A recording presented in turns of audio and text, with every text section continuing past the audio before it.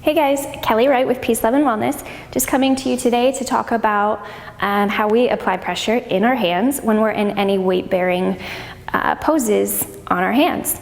So those would be positions like tabletop, cat-cow flow, downward facing dog, plank, any of them really.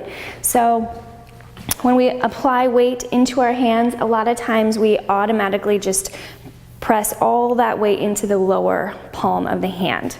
We want to shift that forward, and we want to apply pressure and weight into the top palm of our hand, and most specifically the index finger and thumb. We're going to grip into them. We're also going to grip in with the rest of the fingers, but mostly the index and thumb fingers. So if you'll join me on your mat or the floor, we're just going to start to see how that feels in our body.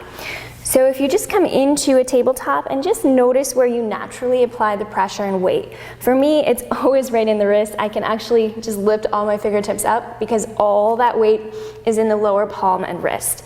We're going to shift it forward into that upper palm. We're going to press through that index finger, thumb, and then we're going to grip with the other fingertips as well. And we're just going to feel how that feels in our body. The elbows spiral in towards each other. And we're going to just notice how that feels. Let that become normal to our body anytime we're in this position. Beautiful. From here, we're just going to move into downward facing dog. So we're going to tuck the toes and we're going to send the hips up, pressing through the hands. Notice how you might want to shift out of that. If you do, shift back into the upper portion of the palm, index finger and thumb. And then just for fun, if you want to shift that weight back into the wrist, notice how that feels. You lose strength in the arms, you lose muscle activation in the arms, the elbows tend to bend and spiral out. And then if you come back into our proper weight position, you'll notice how strong and supported and engaged that the arms are.